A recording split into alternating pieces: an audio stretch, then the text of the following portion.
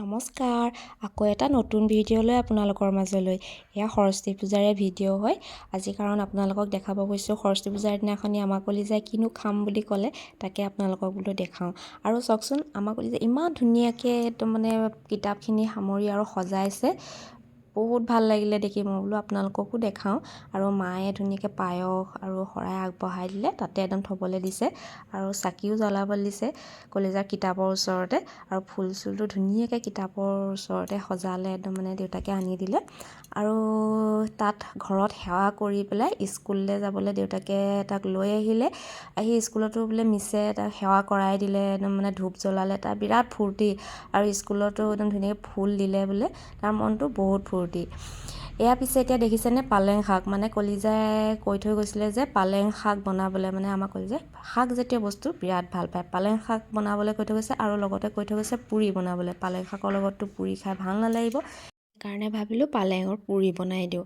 তাৰপিছতে ময়দা 2 কাপ লৈ তাতে নিমখ অকণমান আৰু তেল অকণমান দি পিচি থোৱা পালেং শাককেইডাল তাতে দি দিলোঁ। তাৰপিছতে ধুনীয়াকৈ মঠি থ'লোঁ। মঠি লৈ পেলাই কলিজা অহালৈকে ঢাকি থৈ দিছোঁ 15-20 মিনিটমান। তাৰপিছত কলিজা অহাৰ পাছত গৰমে গৰমে বোলো বনাই দিম।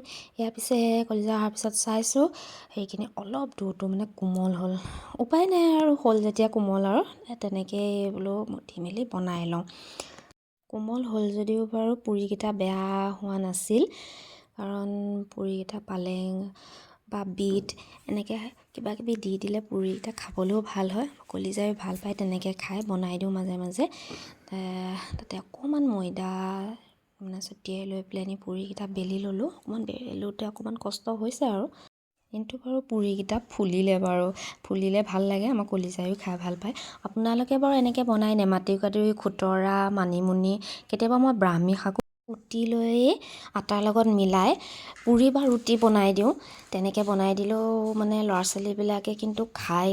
বহুতে শাকজাতীয় বস্তু নোখোৱা সৰু ল'ৰা ছোৱালীবিলাকক তেনেকৈ আপোনালোকে শাকবোৰ কুটি ৰুটি নহ'লে পুৰি তেনেকৈ বনাই দিবচোন, তেতিয়া তাত খাবও পাৰে ধুনীয়াকৈ। সৰু ল'ৰা ছোৱালীয়ে গমো নাপায়। আৰু বাৰু ল'ৰাই শাকজাতীয় বস্তুবোৰ ভালেই পায় যে, সেইকাৰণে বনায়ো ভাল লাগে আৰু খাবলৈ দিও ভাল লাগে। আমাৰ কলিজা এনেকুৱা হয়, বনাই লাগিলে বস্তুটো বেয়াই হওক খাবলৈ, কিন্তু বিৰাট একদম ধুনীয়াকৈ খায়। ইমান ধুনীয়াকৈ বনাইছা বুলি কৈ খায়, সেইকাৰণে ভাল লাগে, বনাই দিও ভাল লাগে। এয়া যেতিয়া বস্তুখিনি বনালোঁ, সজাইও দি পেলাই আপোনালোকক দেখাওঁ ন কি কি বনালোঁ। মই এয়া দেখিছেনে পুৰিকেইটাও সজাই দিছোঁ, ৰঙালাও ভাজিও অকণমান বনালোঁ। তাৰপিছতে মায়েতো পায়স বনাইছিলে আৰু পনীৰকণো মই বনাই দিলোঁ। তাৰপিছত প্ৰসাদো দিছিলোঁ যে, সেয়াও গোটেইখিনি বনাই পেলাই আপোনালোকক সজাই দেখালোঁ। আজি পিছে মোৰ ভিডিঅ'টো চাই আপোনালোকৰ কেনেকুৱা লাগিলে আপোনালোকে জনাব দেই। আৰু যদি ভাল লাগিলে লাইক, কমেণ্ট, শ্বেয়াৰ আৰু ছাবস্ক্ৰাইব কৰিবলৈ নাপাহৰিব দেই। আজিলৈ তেন্তে বাই বাই।